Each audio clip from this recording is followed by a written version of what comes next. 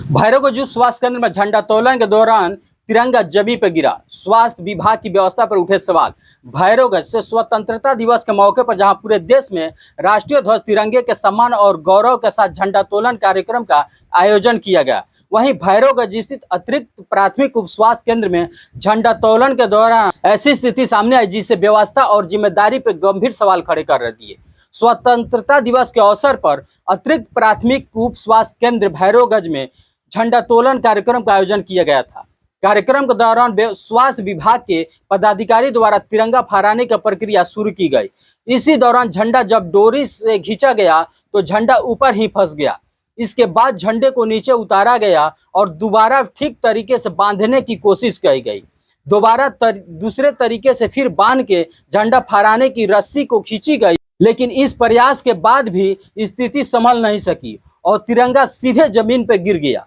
Video में दिखाई दे रहा है कि तिरंगे जमीन के ऊपर से फर्श पर उठाकर रखा गया और इसी दौरान राष्ट्रीय गान की भी गाया जा रहा था। स्वतंत्रता दिवस जैसी राष्ट्रीय पर्व पे स्वास्थ्य विभाग की एक सरकारी स्वास्थ्य केंद्र पे तिरंगे के साथ इस तरह की स्थिति सामने आने से कार्यक्रम की व्यवस्था पर सवाल खड़े कर रहे हैं।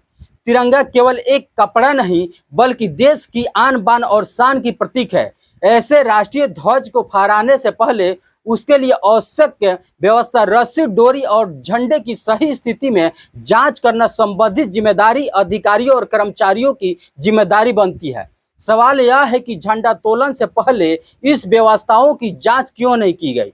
स्थानीय लोगों का कहना है कि स्वतंत्रता दिवस के कार्यक्रम में ऐसी घटना नहीं होनी चाहिए। यदि पहले प्रयास में झंडा फंस गया था तो दोबारा झंडा तोलन से पहले पूरी व्यवस्था को ठीक तरीके से जांच जरूरी था। इसके बावजूद इसके दोबारा प्रयास में भी तिरंगा जमीन पर कैसे गिर गया। अब देखने वाली बात यह होगी कि स्वास्थ्य विभाग के वरीय अधिकारी इस मामले में कितनी गंभीरता से लेते हैं और क्या पूरे घटनाक्रम के जांच की जिम्मेदारी कैसे तय की जाती है।